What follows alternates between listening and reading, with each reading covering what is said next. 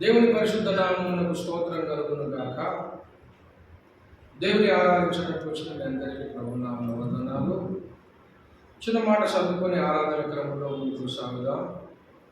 యాకోబు పత్రిక, యాకోబు రాసిన పత్రిక 4వ అధ్యాయము 7వ వచనము చదువుతున్నాను. కాబట్టి దేవునికి లోబడి ఉండుడి, అపవాదిని ఎదురించు, అప్పుడు వాడు మీ యొద్ద నుండి పారిపోవు. 8వ వచనం, దేవుని యొద్దకు రండి, అప్పుడు దేవుని యొద్దకు రండి, అప్పుడు ఏమవుతుందంట? 8వ వచనం,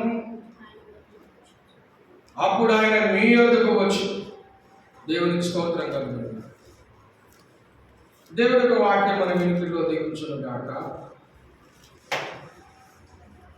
దేవుని బిడ్డలారా, చదవబడిన లేఖన భాగంలో కొద్ది నిమిషాలు దేవుని వాక్యమును మనము చూసుకొని త్వరగా మనము స్థలంలోనికి వెళ్దాము. భక్తుడైన యాకోబు చెప్తున్న మాటను మనం గమనించినట్లయితే,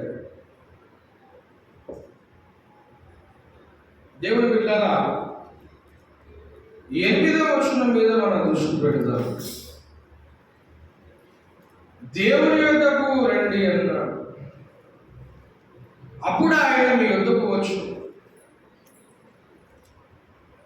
చదవబడిన లేఖన భాగంలో చాలా విషయాలు ఉన్నాయి. ఒక తలంపును తీసుకుని దేవుని బిడ్డ పైన విషయాలు ఉన్నాయి. దేవుడు అహంకారాన్ని ఎదిరించి దీనులకు కృప అనుగ్రహించును అని లేఖనం చెప్పుచున్నది. కాబట్టి దేవునికి లోబడి ఉంది, అపవాదిని ఎదురించుడి, అప్పుడు వాడు మీ యొద్ద నుండి పారిపో. దేవుని బిడ్డ, దేవునికి లోబడి ఉండుడి అన్నాడు. దేవునికి లోబడి ఉండుడి, అప్పుడు ఏమవుతుంది? అపవాదిని ఎదురించుడి, అప్పుడు వాడు మీ యొద్ద నుండి పారిపోతాడు. దేవుని బిడ్డలారా, అపవాదిని మనం ఎదిరించాలి అంటే, అపవాదిని ఎదిరించాలంటే మనము ముందుగా చేయవలసిన పని ఏంటంటే దేవునికి లోబడి ఉండాలి. దేవునికి లోబడి ఉండాలి. ఎవరు పడితే వాళ్ళు అపవాదిని ఎదిరిస్తే అపవాది ఏం పోదు. ఒక సందర్భంలో ఒక దయ్యం పట్టిన వ్యక్తిని కొందరు పోయి మరి గద్దిస్తారు. నేను యేసునామమున నేను గద్దిస్తున్నాను, వెళ్ళిపో అంటే, నువ్వెవరు అని అడుగుతుంది. నువ్వెవరు? నేను పౌరు నేర్పుతును, రేతులు నేర్పుతును, శీలా నేర్పుతుంది, కానీ నువ్వెవరు అంటు. దేవుడు పెట్టాలి. ఎవరు పడితే వాళ్ళు దయ్యాన్ని గద్దిస్తే దయ్యం ఏం పోదు, దయ్యాన్ని కానీ తెలుసు అపవాది. కనుక మనం అపవాదిని ఎదిరించాలంటే ముందుగా మనము దేవునికి లోబడి ఉండాలి. దేవునికి లోబడి ఉంటే అప్పుడు అపవాది పారిపోతాడు. దేవునికి స్తోత్రం కలుగును. హల్లెలూయా. దేవునికి లోబడండి. దేవునికి లోబడితే అప్పుడు అనేక కార్యాలు జరుగుతాయి అనే సత్యం అక్కడ చెప్తావు. దేవునికి లోబడకుండా మనమేమి చేయలేము, దేవుని కార్యాలు చేయలేము, దేవుని కార్యాలు చేయలేము. దేవుని బిడ్డ, దేవుడు మన జీవితాల్లో కార్యాలు జరిగించాలి అంటే మనం దేవునికి ఏం చేయాలన్నా లోబడి ఉండాలి. దేవునికి లోబడి అప్పుడు దేవుడు మన జీవితంలో గొప్ప కార్యాలు చేస్తాడు. అందుకే అంటున్నాడు అక్కడ, దేవుడు అహంకారులను ఎదిరించి దీనులకు తన కృపను అనుగ్రహిస్తాడు. అహంకారాలను ఎదిరిస్తాడు దేవుని బిడ్డ. కనుక అహంకారాలను ఎదిరించి దేవుడు మనకు అదే సంబంధితమైన మాట మరొక చోట కూడా చదువుతాం. పేతురు రాసిన పత్రిక 5వ అధ్యాయము 5వ అధ్యాయము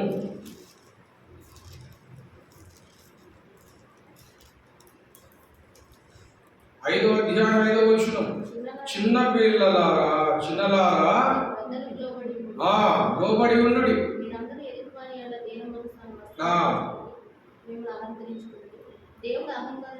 దేవుడు అహంకారులను ఎదిరించి దీనులకు కృప అనుగ్రహిస్తాడన్నాడు. మనం చదివినాము యాకోబు పత్రిక 4లో ఏమన్నాడు, 4:6లో ఏమంటున్నాడు, దేవుడు అహంకారాలను ఎదిరించి దీనులకు కృప అనుగ్రహించు. దేవుని బిడ్డలారా, దేవుడు మనల్ని వాడుకోవాలి, దేవుని చేతులుగా సాధనముగా ఉండాలంటే మనము దీన మనసు కలిగి ఉండాలి, దీనులపై ఉండాలి. అప్పుడు దేవుడు మనకు తన కృప వరమునిచ్చి దేవుడు వాడుకుంటాడు. అప్పుడు దేవుడు తన కార్యాలు జరిగిస్తాడు. దేవుని బిడ్డలారా,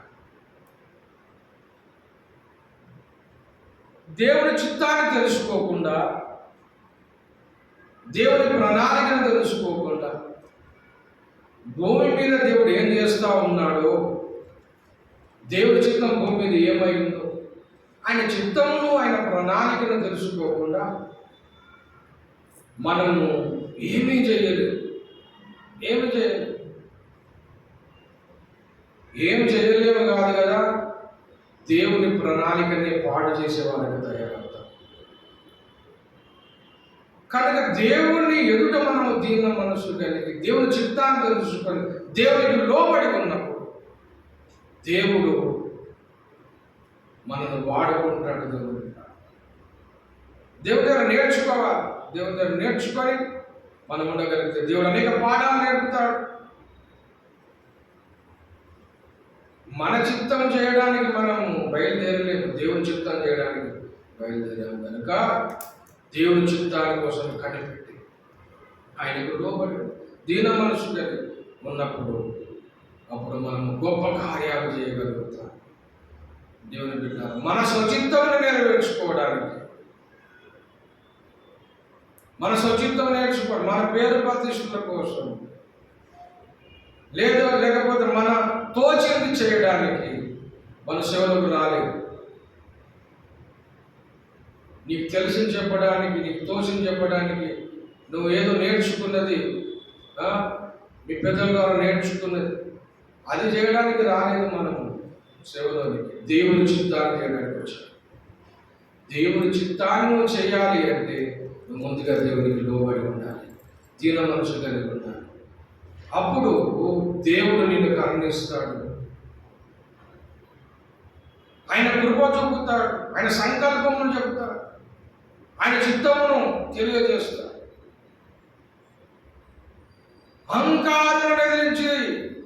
అహంకారం ఎదిరించి ఏం చేశాడంటే దేవుడు దీనులకు తన కృప అనుగ్రహిస్తాడు. దేవుని బిడ్డలారా, యెరూషలేములో పెద్ద బోధకులు, శాస్త్రులు, పరిసయ్యులు, మత పెద్దలు ఎంతో మంది ఉన్నారు. కానీ వాక్యం యోహాను దగ్గరికి, అడవిలో అరణ్యంలో ఉన్న యోహాను దగ్గరికి వాక్యము వెళ్ళింది. వాక్యము యోహాను దగ్గర అక్కడ పరిగెత్తారు. దేవుని బిడ్డలారా, ఒక కాలం వస్తుంది, మనుషులు కల్పించు పద్ధతులు, దైవోపదేశంలో నేను నమ్ముచున్నా ప్రతిదీ కూడా విడిపోతుంది. మనుషులు కల్పించు పద్ధతులన్నీ నిర్వీర్యమైపోతాయి. దేవుని వాక్యమే ప్రబలమై నిలుస్తుంది. ఆ వాక్యం కోసం, ఆ సత్యం కోసం పరిగెత్తుతూ వచ్చే కాలం రాబోతుంది. దేవుని బిడ్డలారా, పరిగెత్తి అందరూ వస్తారు. మాకు వాక్యం కావాలి, దేవుడు సత్యం కావాలి. సత్యం కోసం పరిగెత్తే వాళ్ళు, వాక్యం కోసం పరిగెత్తే వాళ్ళు వస్తారు. అనేకులు వస్తారు. దేవుని బిడ్డలారా, అబద్ధము అసత్యం ఎప్పటికీ నిలువదు. కల్పితాలు ఎప్పటికీ నిలువదు. దేవుని చిత్తము కానీ దేవునికి వ్యతిరేకమైనది, దేవునికి విరుద్ధమైనది ఏది కూడా నిలవదు. దేవునికి విరుద్ధమైన ఏ జ్ఞానము కూడా నిలవదని లేఖనం సెలవిస్తుంది. కనుక దేవుని బిడ్డ, దేవుని యొక్క చిత్తానికి విరుద్ధమైనది ఎప్పటికీ నిలవదు. దేవుని చిత్తమునకు అనుకూలమైన సత్యవాక్యమే నిలుస్తుంది, అదే ప్రబలమై నిలుస్తుంది. ఆ సత్యబోధ మనలోకి రావాలంటే మొట్టమొదటిగా దేవుని బిడ్డ, మనకు దీన మనసు ఉండాలి. దీన మనసు కలిగి సత్యమును నేర్చుకునే విధేయత కలిగి, వినయమైన మనసు కలిగి, సత్యాన్ని చేర్చుకునే మనసు కలిగి, సత్యానికి లోబడే మనసు కలిగి, సత్యాన్ని అంగీకరించే మనసు కలిగి మనం ఉండగలిగితే దేవుని బిడ్డలారా, అలాంటి వారికి దేవుని కృప దొరుకుతుంది. అప్పుడు అపవాది పారిపోవడం కాదు, వారి సామ్రాజ్యమే కూలిపోతుంది. దేవునికి స్తోత్రం కలుగుతుంది. హల్లెలూయా. దేవునికి లోబడి ఉండండి, అపవాదిని ఎదిరించడు, అప్పుడు వాడు పారిపోతాడు.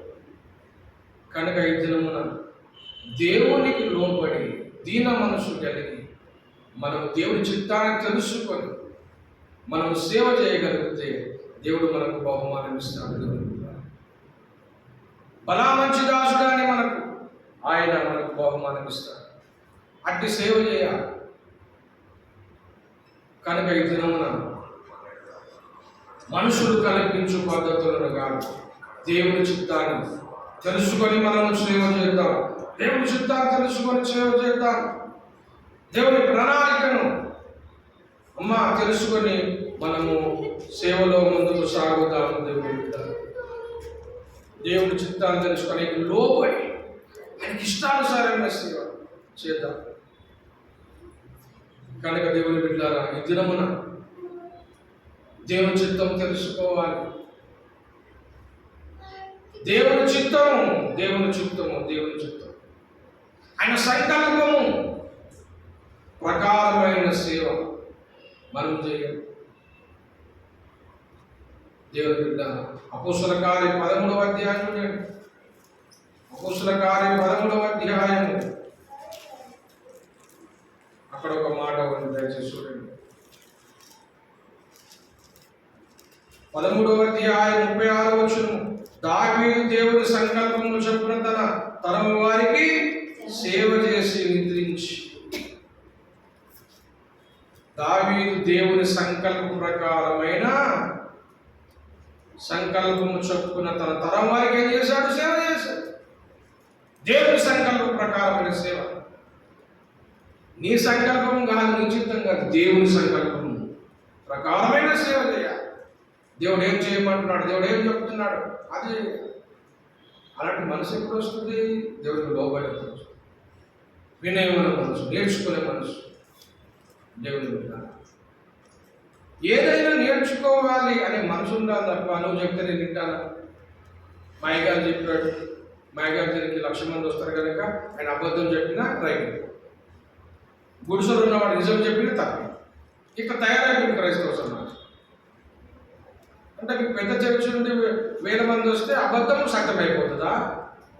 గుడిసెలో ఉన్నవాడు సత్యం చెప్పినా అబద్ధం అయిపోతుందా? ఇలాంటి దానికి అలవాటు పడిపోయినా. దేవుని బిడ్డ, వాక్యమును ఆలోచించండి, సత్యమును ఆలోచించండి. మనుషులు కల్పించి అబద్ధ బోధలుగా ఎవరో చెప్పారు కాదు. 66 గంటల సత్య సారాంశం ఎలా ఉంది?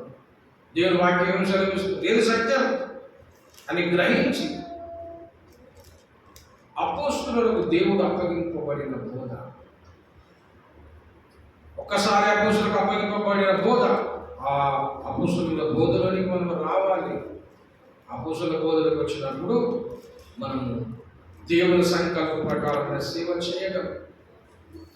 దేవుని బిడ్డలారా, ఈనాడు దయచేసి విద్యార్థి కలిగిన మనసు మనము కలిగి, విద్యార్థి కలిగిన మనసు కలిగి, సత్యం ఎవరు చెప్పినా వినడానికి వినయం కలిగిన మనసు, సత్యం ఎవరు చెప్పినా వాని స్టేటస్ చూసి, వాని హోదాను చూసి కాదు, అతని నోటిలో సత్యవాక్యం ఉందా, అతడు బోధిస్తున్నది లేఖనానుసారమైన బోధన అని తెలుసుకోవాలి. చెప్తున్నది వాక్యములు సరైనగా ఉందా అని గ్రహించి చూసి తెలుసుకోవాలి. బెరియా సంఘం వారు ఏం చేశారమ్మా? అపోస్తల కార్యం 17లో చూడండి మాట. అపోస్తల కార్యం 17వ అధ్యాయము చదవండి ఎవరైనా.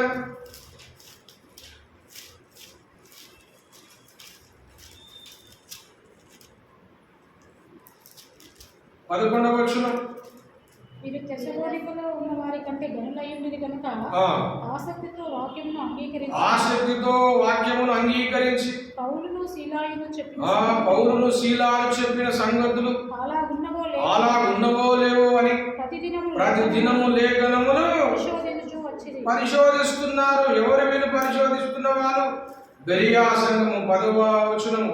వెంటనే సహోదరు రాత్రివేళ పౌలు శీలాలు బెరియాకు పంపించి, ఆ బెరియా ఉన్న సంఘము, ఆ బెరియా సంఘం ఎలాంటి సంఘం తెలుసా? తెస్సలోనికల కంటే గనులైన వారు. ఈ బెరియా సంఘం ఎలాంటి సంఘం అంటే ఎవరు చెప్పిందో చెవున పట్టిన 10 మాట వినే సంఘం కాదు.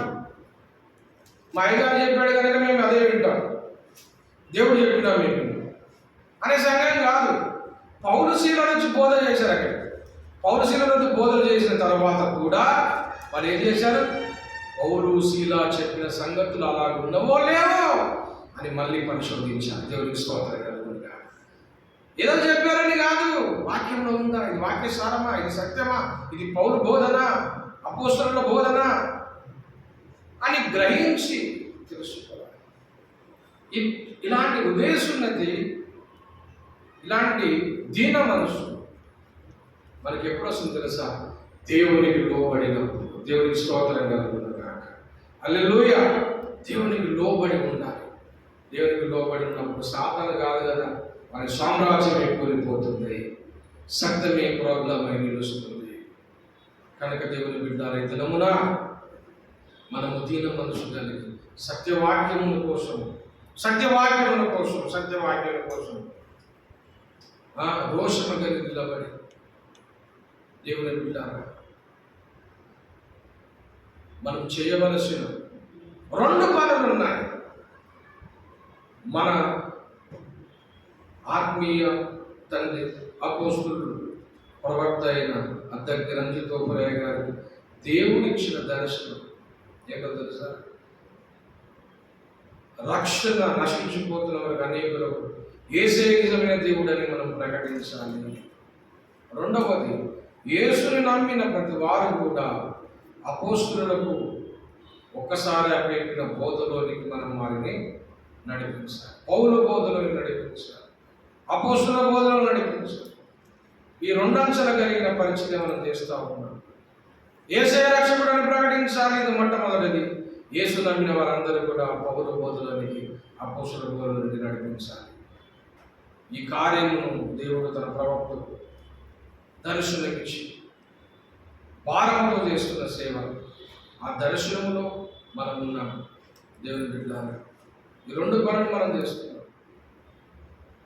ఎంత కష్టమైన, ఎంత నష్టమైన యేసే రక్షకుడని మనం ప్రకటించాలి.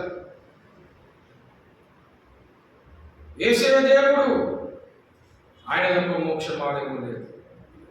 ఆయనే సకల విషయంలో కలగజేసిన వాడు, మానవును పుట్టించిన వాడు, మానవులను పాపం పరిహరించువాడు, బలి అయిన వాడు, మరణించిన వాడు, మరణించి తిరిగి లేచిన వాడు, త్వరగా రానైన వాడు యేసు అని మనము చెప్పాలి. ఇది మన బాధ్యత. అలాగ నమ్మిన వారు అందరూ కూడా పౌలు బోధనకి రావాలి. ఇది మన దర్శనం.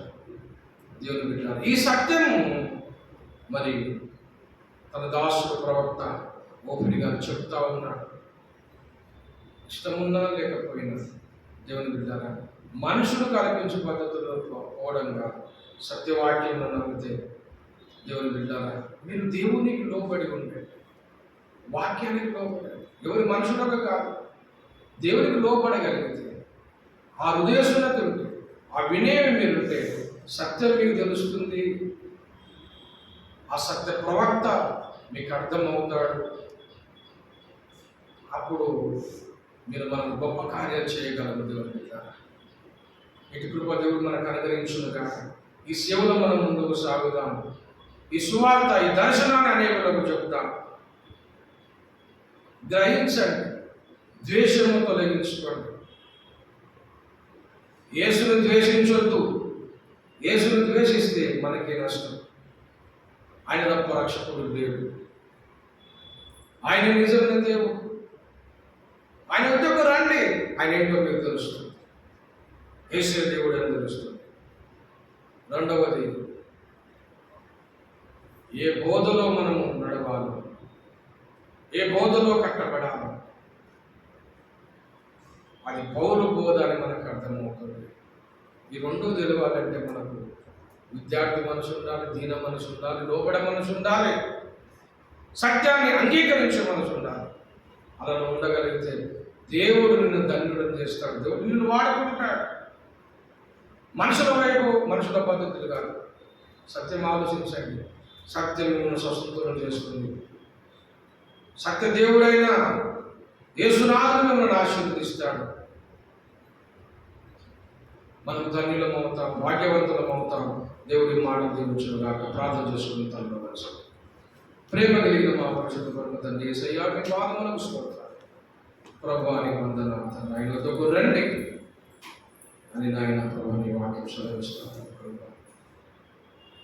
అయ్యా నీకు వందనాలు. నీ వద్దకు వచ్చిన దీన మనసు కలిగి ఉంటే, అయ్యా ప్రభు నీకు లోబడి ఉంటే గొప్ప కార్యాలను చేస్తారని చదివించారు. కృపగల దేవానికి స్తోత్రం. దీనమైన మనసు, విద్యార్థి కలిగిన మనసు, లోబడిన మనసు మాకు కలిగి ఉంది ప్రభు. అనేకులు ప్రభు మరి నాయన రక్షణలోకి వచ్చినట్టుగా ప్రభు చూపించింది. రక్షింపబడిన వారు సత్యంలోనికి, అపొస్తలుల బోధనలోకి వచ్చినట్టుగా ప్రభు చూపించి ఆశీర్వదించమని ప్రార్థిస్తాం. వచనాలందరూ దీవించి ఆశీర్వదించి, వాక్యం విన్న వారిని దర్శించండి, పరిశుద్ధ అద్భుత కార్యం జరిగించమని ప్రార్థిస్తున్నాం. మహిమ ఘనత ప్రభావం చెల్లించడం యేసు నామమున వేడుకుంటున్నాము మా పరమ తండ్రి. ఆమేన్. తండ్రి దేవుని ప్రేమ, కుమారుని యొక్క కృప, పరిశుద్ధాత్మ సహసన్నిధి కూడిన మనకును భూలోకమందు సకల భక్తులకు సదాకాలం తోడై ఉండును గాక. ఆమేన్. ఆమేన్.